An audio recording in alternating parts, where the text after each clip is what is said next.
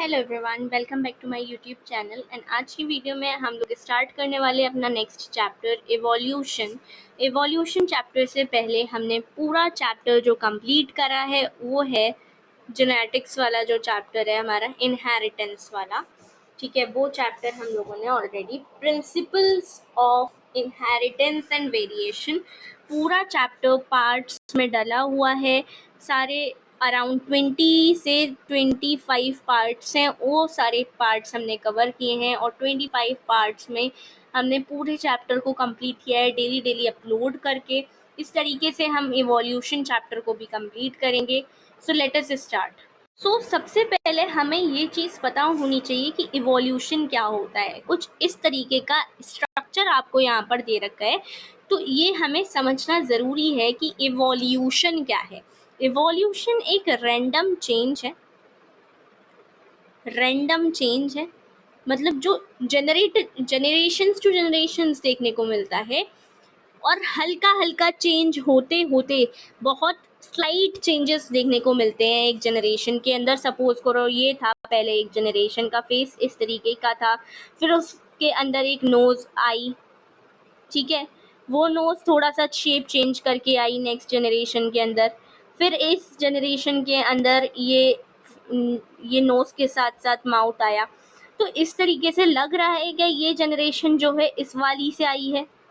तो slide changes होने की वजह से, जब स्लाइड चेंजेस हुए होंगे तब जाके एक स्ट्रक्चर जो ऐसा दिखता था, और ये तो फिर भी ह्यूमन जैसा नहीं है स्केलेटन।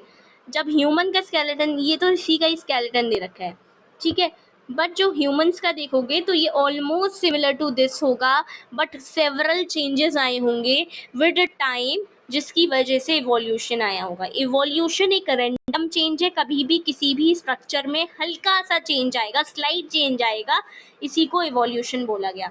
अब इंट्रोडक्शन आज की वीडियो में हमें कवर करना है, तो ओरिजिन ऑफ लाइफ हम पूरा ये सारी चीज़ें हम कवर करेंगे। Evolutionary biology is the study of history of life forms on earth, है ना।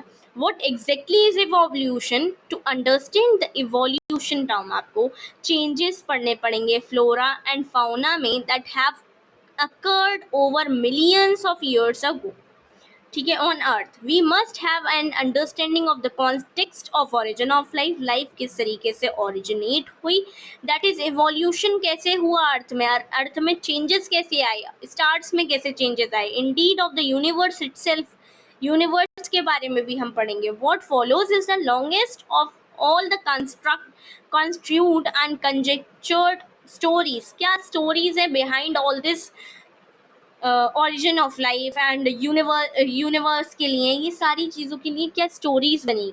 This is the story of origin of life and evolution of life forms और biodiversity on planet earth in context of evolution of earth and against the background of evolution of universe itself. ये पूरी चीज़ हम इस chapter में cover करेंगे, यहाँ पर ये दे रखा है। सबसे पहले जो इवोल्यूशन है उसके लिए हमें पढ़ना पड़ेगा कि लाइफ की ओरिजिन कैसे हुई,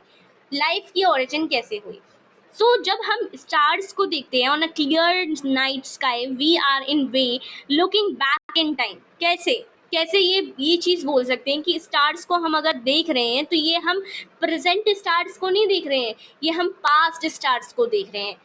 ऑरिजिन ऑफ लाइफ में सबसे पहले स्टार्स की थ्योरी दी गई है। Stellar distances are measured in light years, ऐसे बहुत दूर की चीज़ों को मेजर करने के लिए लाइट ईयर्स लगता है। जैसे डिस्टेंस को मेजर करने के लिए मीटर चाहिए, इसी तरीके से स्टेलर डिस्टेंसेस को मेजर करने के लिए लाइट ईयर्स में मेजर किया जाता है कि एक साल में कितनी लाइट ट्रेवल होकर के आई है। तो मतलब हम एक साल पुराना स्टार देख रहे हैं आज की रात में।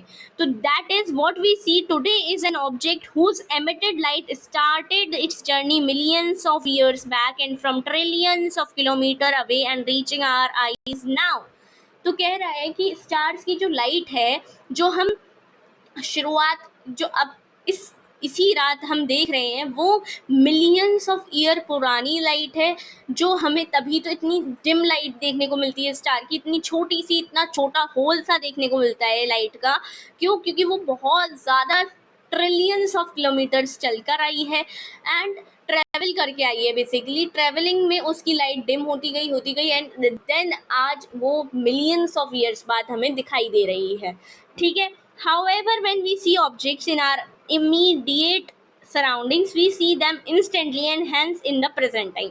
और अगर हम आज की चीज़ों को देख रहे हैं, अभी ये वीडियो देख रहे हैं प्रेजेंटली, तो दैट मीन्स ये हम आज की चीज़ को देख रहे हैं और इमीडिएट चीज़ है ये। तो therefore when we see stars we apparently are peeping into the past. मतलब जब हम स्टार्स को देख रहे हैं तो हम पास्ट लाइट को देख रहे हैं, प्रेजेंट लाइट को नहीं देख रहे हैं। दिस इज सो इंटरेस्टिंग, ठीक है। Now the origin of life is considered a unique event. क्या ओरिजिन ऑफ लाइफ को कंसिडर किया जाता है कैसा इवेंट? Unique event. कैसा इवेंट है origin of life? Is a unique event in the history of universe. The universe is vast. Universe बहुत ज़्यादा बड़ी है, बहुत ज़्यादा, you can't even imagine, ठीक है। The relatively speaking the earth it self is almost only a SPAC. उसका एक छोटा सा टुकड़ा है अर्थ यूनिवर्स का। Universe is very old. Universe बहुत ज़्यादा ओल्ड है। अराउंड कितने ईयर्स ओल्ड है? 13.8 बिलियन ईयर्स ओल्ड, ठीक है। 13.8 बिलियन ईयर्स ओल्ड। अब कुछ एनसीईआरटीज में इसमें 20 बिलियन ईयर्स लिखा हुआ है, ठीक है। यहाँ पे ये तो रीप्रिंट होकर आई है ना 2025 टू 26 में, तो ये वाली ही हम कंसिडर करेंगे। 13.8 बिलियन ईयर्स ओल्ड है कौन? Universe. Huge clusters of galaxies comprise करते हैं यूनिवर्स। काफ़ी सारी गैलेक्सीज होंगी, काफ़ी सारी गैलेक्सी होंगी, तब जाके यूनिवर्स बना। छोटे छोटे गैलेक्सीज से मिलकर क्या बना? क्लस्टर्स ऑफ गैलेक्सीज से मिलकर बनाए हैं यूनिवर्स। गैलेक्सीज में क्या क्या आ जाता है? स्टार्स आते हैं, क्लाउड्स ऑफ गैसेस आते हैं and dust. Considering size of universe earth is indeed a speck. The Big Bang theory attempts to explain as the origin of universe. अब हम origin of universe पढ़ेंगे और ये पूरी Big Bang theory को complete कर लेंगे। Now the Big Bang theory attempts to explain as the origin of universe, किस तरीके से universe originate हुआ। It talks of singular huge explosion unimaginable in physical terms. इसने एक एक्सप्लोजन की बात करी और इसने इस तरीके के एक्सप्लोजन की बात करी कि हम उसको इमेजिन भी नहीं कर सकते। एकदम से इस तरीके की एक्सप्लोजन हुआ बहुत तेज का। द यूनिवर्स एक्सपैंडेड, जिसकी वजह से यूनिवर्स एक जगह से, यहाँ पे बहुत बहुत बहुत सारी चीज़ें थी जिसकी वजह से एकदम से फटने की वजह से वो एक्सपेंड होने लगी, दूर दूर फैलने लगी। With a high amount of force वो दूर दूर फैल गई, ठीक है। एंड हेंस जिसकी वजह से टेम्परेचर क्या हुआ? कम हुआ, came down. Hydrogen and helium formed some time later. बहुत दिनों बाद जब हम देखेंगे, बहुत टाइम बाद हम देखने को मिला कि हाइड्रोजन H2, कहीं हीलियम, कहीं कोई कोई गैसेस देखने को मिल गई। अब गैसेस क्या हुई? ग्रेविटेशन तो प्रेजेंट था, ग्रेविटेशन की वजह से कंडेंस होना शुरू हो गई। गैसेस कंडेंस होने लगी तो एक तरीके की गैलेक्सीज फॉर्म करने लगी and present day galaxies of the present day is universe. Now in the solar system of Milky Way galaxy, Earth was supposed to have been formed 4.5 billion years back. कह रहा है कि according to this Milky Way galaxy theory, solar system की जो milky वे Galaxy theory है उसके according जो अर्थ का ओरिजिन हुआ है, अर्थ बनी है, was found to be 4.5 billion years ago. There was no atmosphere. अब यहाँ पर ये क्वेश्चन करके आता है, वॉट वर द कंसिक्वेंसेज या फिर what were the conditions of primitive earth. पहले जो अर्थ थी उसकी कंडीशन क्या थी? There was no atmosphere on earth. Early earth यानी कि प्रिमिटिव अर्थ पर कोई तरीके का एटमॉस्फेयर नहीं था। Water vapour, methane, carbon dioxide and ammonia release कर रही थी। वो मोल्टेन जो फटा, मोल्टेन मास में से कवर्ड द सरफेस। कौन कौन सी गैसेस थी? बहुत इंपॉर्टेंट अगेन, मीथेन गैस थी, CO2 गैस थी, अमोनिया था और मोल्टेन मास में से ये सब चीजें निकल रही थी और वाटर वेपर था, ठीक है, वाटर वेपर था। तो द यूवी रेज। अब हम ये कहेंगे कि उस टाइम पे प्रिमिटिव अर्थ के टाइम पे ऑक्सीजन नहीं थी, ऑक्सीजन थी भी तो वाटर के फॉर्म में थी, मतलब H2O के फॉर्म में थी, कंडेंस्ड फॉर्म में थी, ऑक्सीजन प्रेजेंट नहीं थी प्रिमिटिव अर्थ में, ये बात याद रखनी है।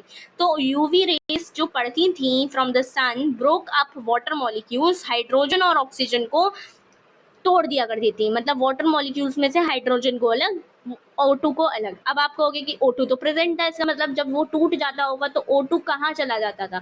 O2 जब टूट गया तो वो किससे जुड़ जाता था? अगेन एक O मॉलिक्यूल से जुड़ जाता था, जिसकी वजह से O3 ओजोन लेयर का फॉर्मेशन उसने करवाया ना। जो लाइटर वाला पार्ट था H2 वो तोड़ गया, एस्केप कर गया, ऑक्सीजन कंबाइन कर गई या तो अमोनिया के साथ या तो मीथेन के साथ पानी बनाने के लिए, या फिर CO2 या फिर बहुत सी अदर चीज़ें बनाने के लिए। इसी वजह से हेंस ओजोन लेयर बनी। ओजोन लेयर वही O2 मॉलिक्यूल का O2 मॉलिक्यूल O से जुड़े, जिसकी वजह से O3 ओजोन लेयर की फॉर्मेशन होने लगी। Now as it cooled the water vapour fell as rain, जैसे जैसे टेम्परेचर नीचे आता गया, जिसकी वजह से वो water vapours as rain fell करने लगी और ऐसे डिप्रेशंस को फिल करने लगी जहाँ पे बहुत ज़्यादा डिप्रेशंस थे, जिसकी वजह से ओशियन का फॉर्मेशन हुआ। लाइफ अपीयर्ड 500 मिलियंस आफ्टर, कह रहा है कि जो लाइफ अपीयर होने लगी after the formation of earth 500 साल बाद, मतलब 4.5 बिलियन ईयर्स पहले अर्थ बनी, तो मतलब 4 बिलियन साल पहले ऑलमोस्ट लाइफ ओरिजिनेट हुई। यहाँ पे ये बोल रहे हैं ये बात, बिग बैंग थ्योरी यहाँ पे कंप्लीट होती है। ठीक है, बिग बैंग थ्योरी में कंक्लूजन्स क्या क्या निकले? पहला कि प्रिमिटिव अर्थ में क्या कंडीशंस थी? नॉन रिड्यूसिंग अर्थ थी प्रिमिटिव अर्थ, मतलब नॉन रिड्यूसिंग का मतलब ऑक्सीजन रिड्यूस नहीं होती थी, ऑक्सीडाइजिंग नहीं थी। ठीक है, दूसरी बात ये कि मीथेन पाया जाता था, carbon dioxide, water vapour and ammonia molten mass में से निकली, एक्सप्लोड हुआ था इसकी वजह से। उसके बाद मिल्की वे गैलेक्सी थ्योरी के अकॉर्डिंग 4.5 बिलियन ईयर्स बैक अर्थ बनी थी और 4 बिलियन साल पहले अर्थ पे लाइफ ओरिजिनेट हो गई थी। बिग बैंग थ्योरी बस इतना कहती है। Now did life come from outer space? Some scientist believe that it came from outer space. अब कुछ साइंटिस्ट की बात यहाँ पर आएगी और यहाँ से थ्योरी ऑफ पेनिस्पर्मिया थ्योरी स्टार्ट होगी। थ्योरी क्या कहती है?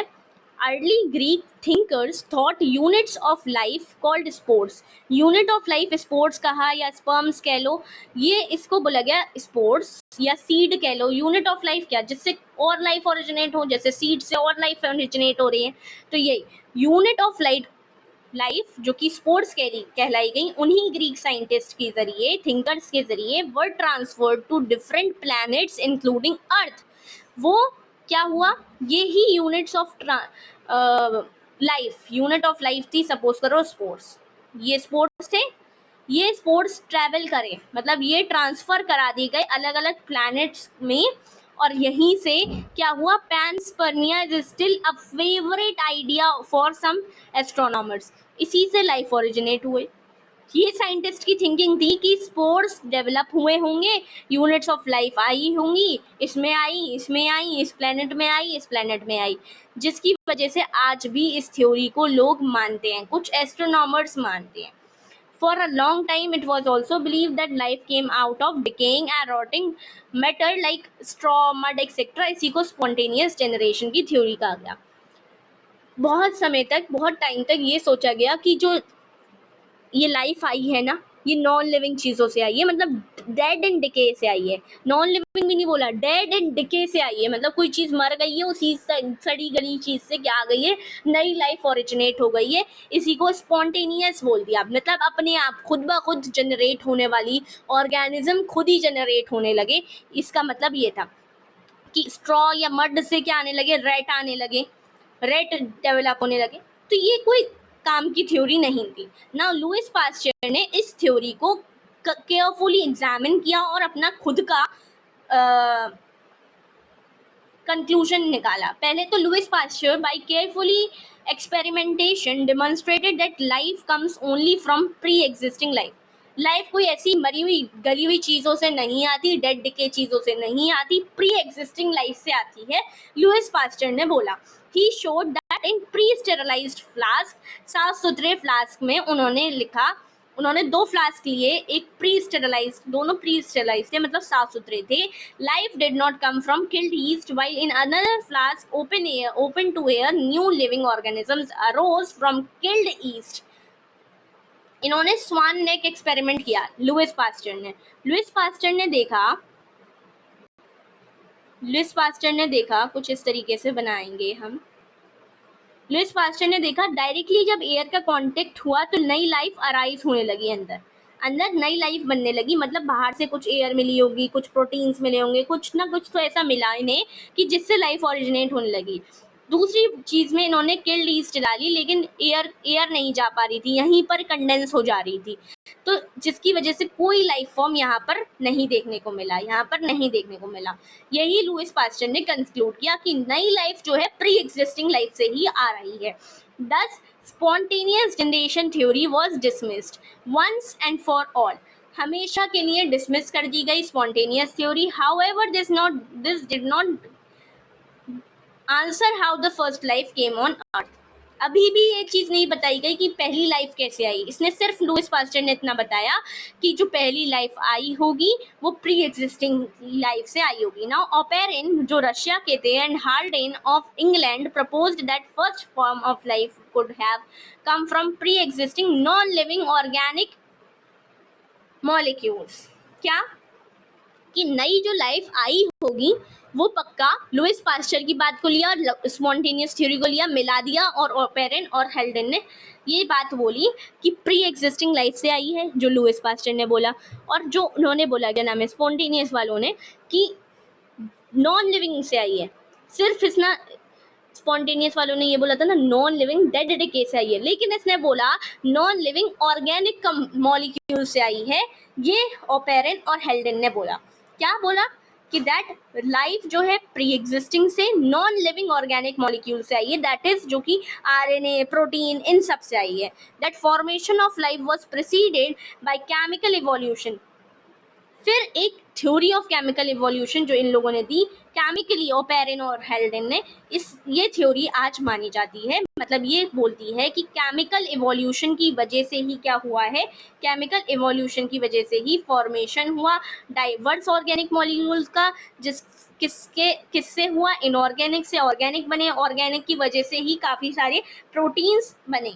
ठीक है. The conditions on earth were primitive conditions क्या थी, हाई टेम्परेचर, बहुत ज़्यादा टेम्परेचर था, वॉल्केनिक स्टॉर्म्स थे, मतलब बहुत ज़्यादा टेम्परेचर था, रिड्यूसिंग एटमॉस्फेयर कंटेनिंग, मतलब पहले की अर्थ कैसी थी, रिड्यूसिंग थी, आज की अर्थ कैसी है, नॉन रिड्यूसिंग. प्रिमिटिव अर्थ कैसी थी, रिड्यूसिंग एटमॉस्फेयर था, मीथेन, अमोनिया, ये सब पाया जाता था, NH3, CH4. ठीक है. इन 1953 SL मिलर ने इसका एक एक्सपेरिमेंटल पॉइंट ऑफ व्यू दिया. जो ओपेरिन ने बोला, हेल्डन ने बोला, इसका एक्सपेरिमेंटल पॉइंट ऑफ व्यू कौन देने आया, SL मिलर. SL मिलर एक अमेरिकन साइंटिस्ट थे, created similar conditions in laboratory. अब SL मिलर प्रेजेंट अर्थ के थे. प्रेजेंट अर्थ पे क्या कंडीशन थी, नॉन रिड्यूसिंग अर्थ थी प्रेजेंट अर्थ, तो इसको रिड्यूसिंग बनाना पड़ा. मतलब इसमें इन्होंने क्या किया, हाई, यहाँ पर देखो इस एक्सपेरिमेंट में, ये पूरा एक्सपेरिमेंट SL मिलर का था. इन्होंने क्या किया, ये जो यहाँ का टेम्परेचर रखा SL मिलर ने, हाँ, जो ये टेम्परेचर इधर का टेम्परेचर रखा वो 800 डिग्री सेल्सियस, 800 डिग्री सेल्सियस रखा.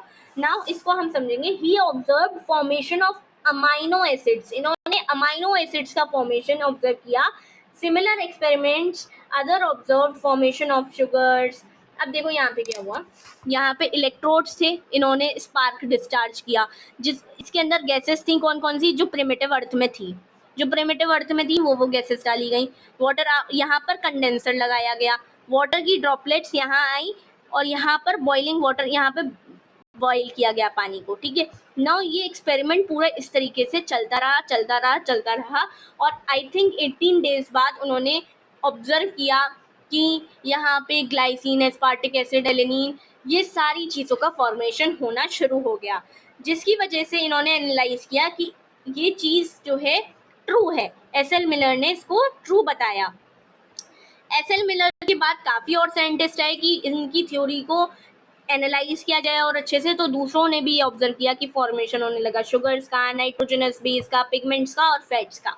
Analysis of meteorite content also revealed similar compounds indicating that similar processes are occurring elsewhere in a space.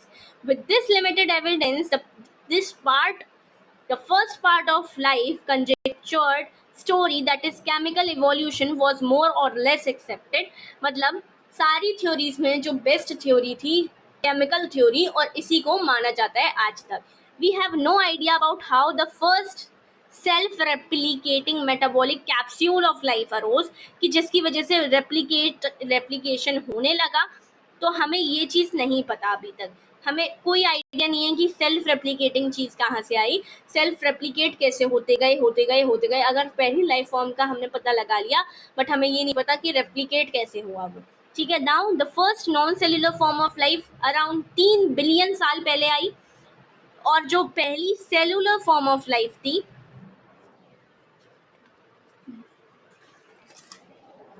they would have been giant molecules. अब ये पहले तो ये नॉन सेलुलर वाले कौन थे? आरएनए, प्रोटीन, पॉलीसेकेराइड्स, ये सब थे. ठीक है.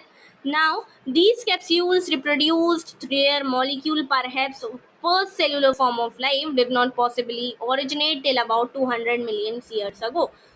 2000 मिलियन साल बाद तक लाइफ नहीं आई थी. मतलब 2 बिलियन ईयर्स पहले ही हमारी फर्स्ट सेलुलर लाइफ आई थी. There was possibly probably single cells. All life forms were in water environment only. ज़्यादातर सारी लाइफ फॉर्म्स कैसी थी? वाटर एनवायरनमेंट में थी initially. This version of biogenesis, that is the first form of life arose slowly through evolutionary forces from non living molecules, is accepted by majority.